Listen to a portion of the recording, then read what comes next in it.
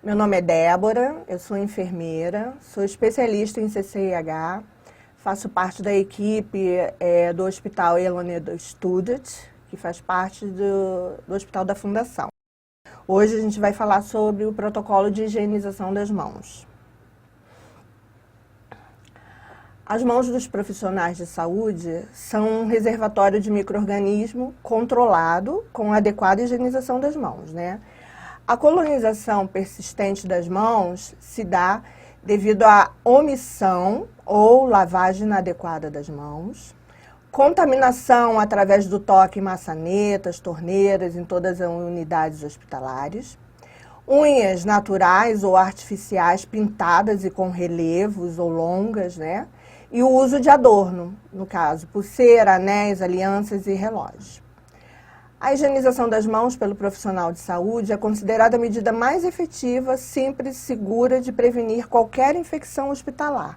É comprovado cientificamente através de estudos, né? E por que a adesão é tão difícil, né? Estudos demonstram, né, que os profissionais de saúde têm uma baixa adesão à higienização das mãos. Sempre os estudos mostram uma porcentagem 40% ou menor, né? Se expandir mais uma pesquisa do Bladen, né, descobriu que apenas 66% dos americanos lavam as mãos após ir ao banheiro público. Um estudo do Michigan constatou que 95% daqueles que lavam as mãos não lavam por tempo suficiente para matar as bactérias. A gente tem que lembrar que essa medida, para ser efetiva, ela tem que ser completa, né?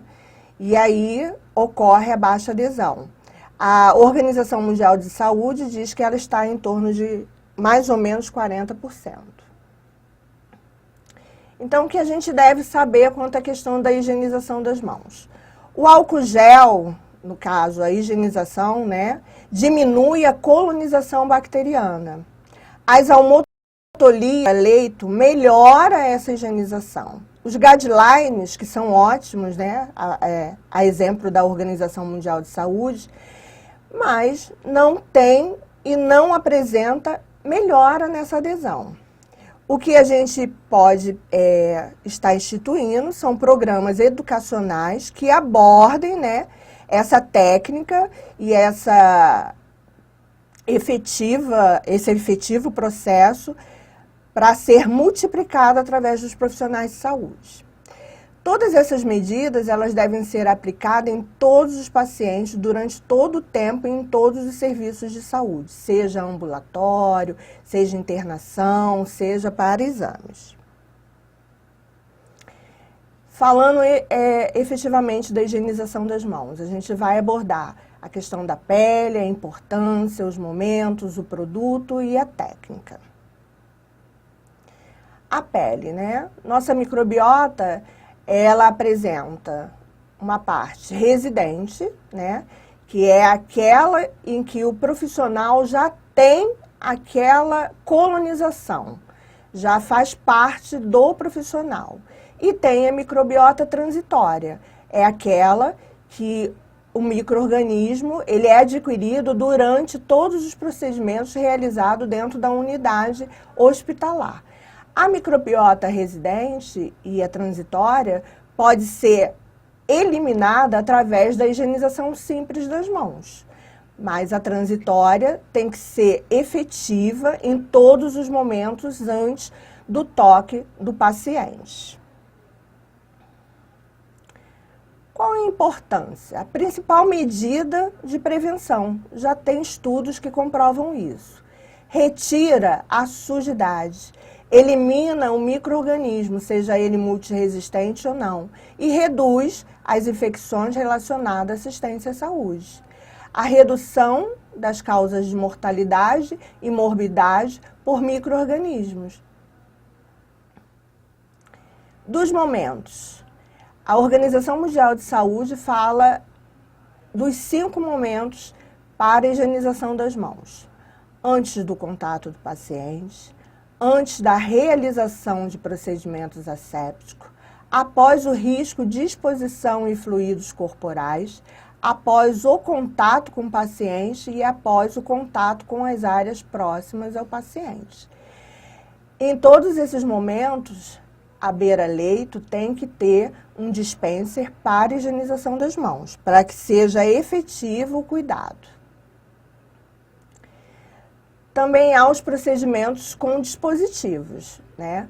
Dentro dos 5 momentos, o foco no cuidado com o paciente com catéter venoso periférico. Antes de tocar o paciente, antes de realizar o procedimento limpo e asséptico, após tocar, né, em exposição de fluidos corporais, após tocar o paciente e após tocar em superfícies próximas ao paciente. Todos esses momentos são importantes, mas a gente pode observar que antes de realizar o procedimento limpo e asséptico e após o risco de exposição a fluidos corporais, é o principal foco e o momento que tem que ser realizada a higienização das mãos durante esse procedimento.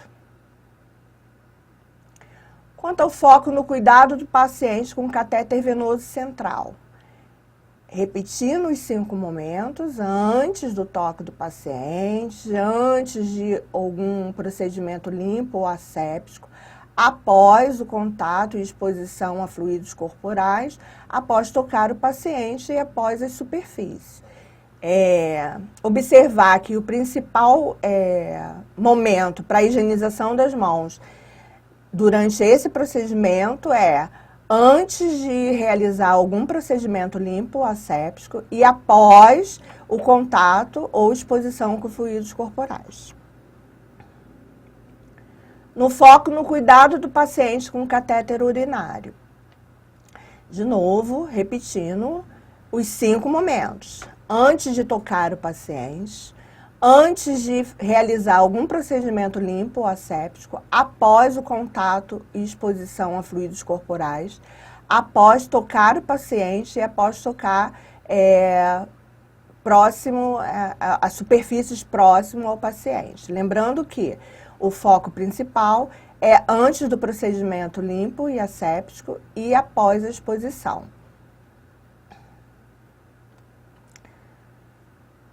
No foco no cuidado do paciente com ferida operatória, repetimos 5 momentos e o foco principal para a higienização das mãos ainda é antes do procedimento limpo e asséptico e após a exposição com fluidos corporais.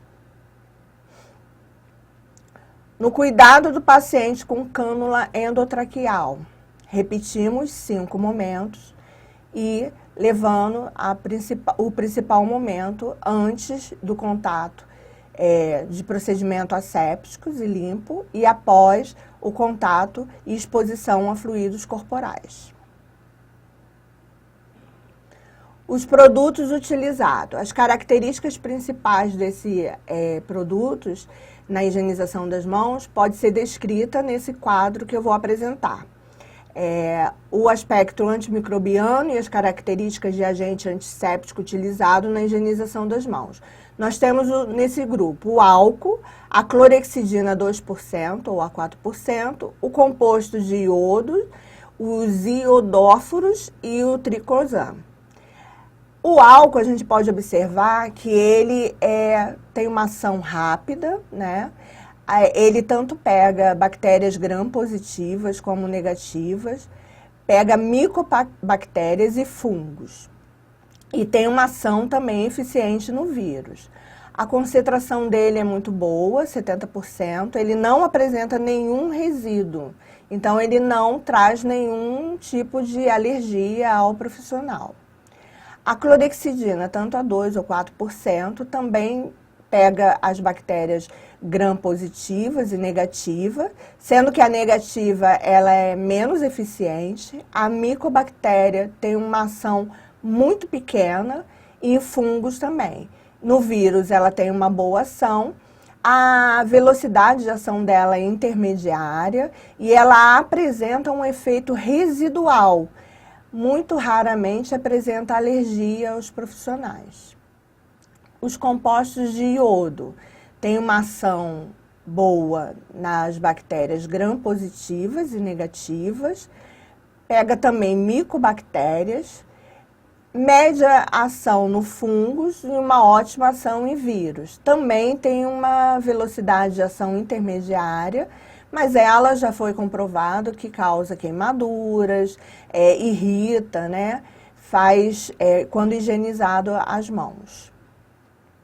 Os idóforos também pega bactérias gram-positivas e negativas, tem uma eficiência muito pequena em micobactérias, fungos e vírus tem uma ação intermediária. A velocidade de ação também desses idóforos são intermediária, mas traz irritação à pele, né? Porque é um composto de iodo, pode apresentar alergia e apresenta um efeito residual. O triclosan utilizado apresenta uma boa eficiência em bactérias positivas, médias nas gram-negativas, muito pouco em micobactérias, nenhuma ação em fungos e uma ação média em vírus. Também tem uma velocidade de ação intermediária e a aceitabilidade varia muito de mão para mão, tá? A técnica.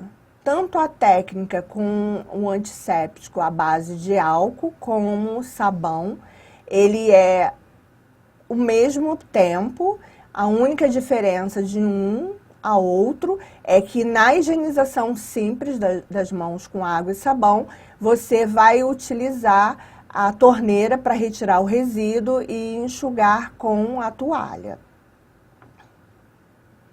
Lembrando que para a técnica de higienização das mãos com o álcool, a mão precisa estar visivelmente sem sujidade. Se apresenta sujidade, a eficácia é somente com água e sabão. E a higienização simples das mãos. Trago dois cartazes aqui, que é da Anvisa, apresentando toda a técnica. E tem do antisséptico, preparo pré-operatório ou para procedimentos assépticos. A higienização ela é eficaz, levando em conta o produto, a técnica e o tempo.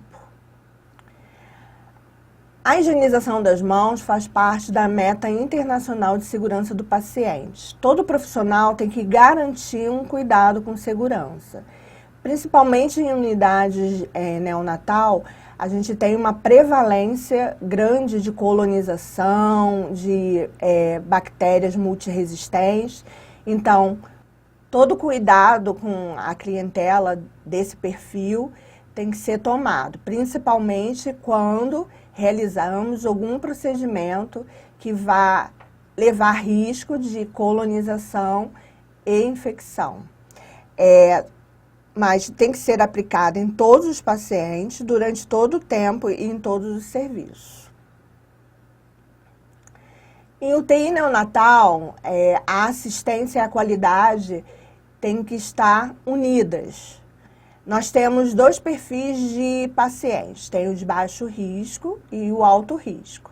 RNs saudáveis maiores de 37 semanas e um peso maior que 2 quilos é o principal nessa faixa de risco. Normalmente eles ficam pouco tempo, né? Tem uma curta permanência hospitalar e raramente são submetidos a procedimentos invasivos.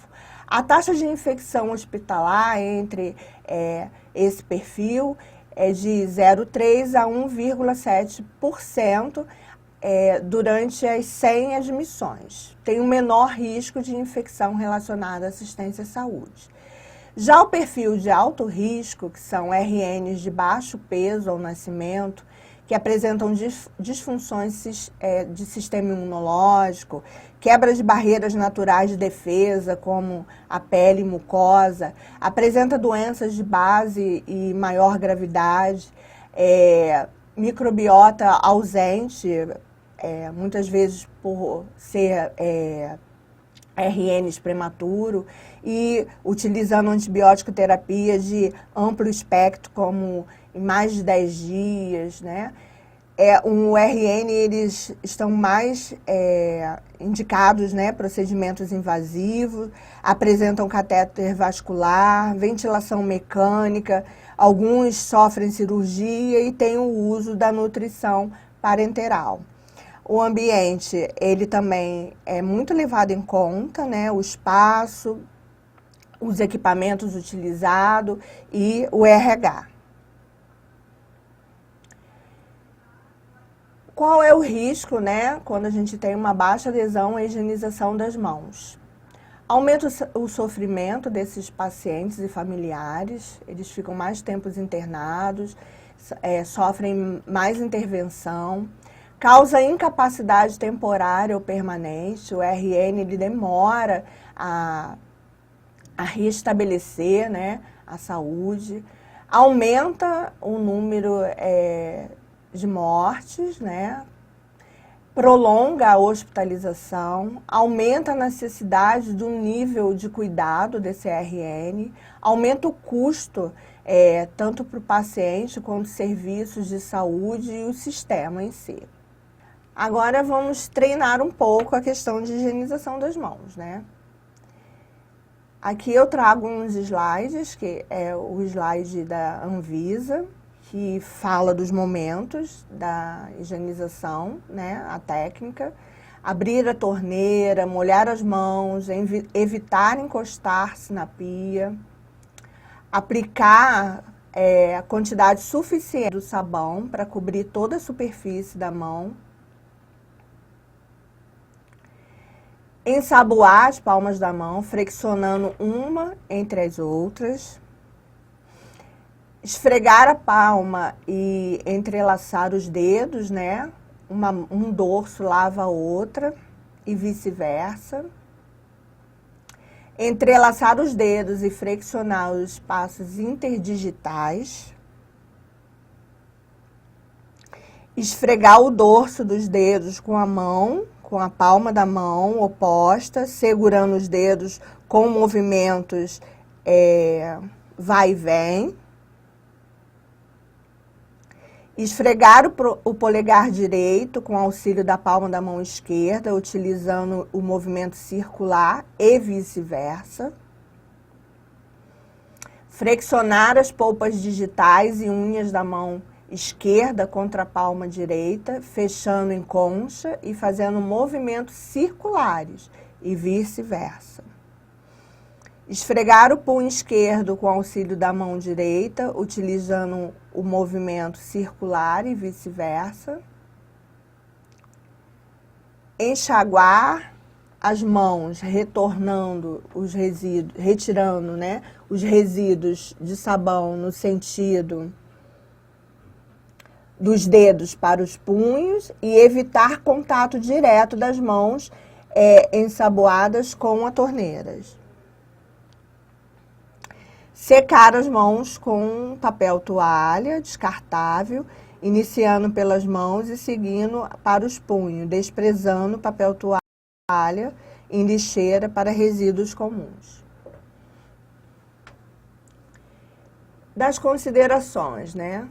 Não basta lavar as mãos, é necessário manter a saúde da barreira cutânea, né?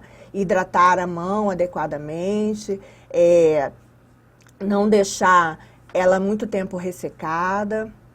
A preparação alcoólica não deve ser utilizada em presença de sujidade visível. Então, o álcool ele só é eficaz se a mão estiver visivelmente limpa.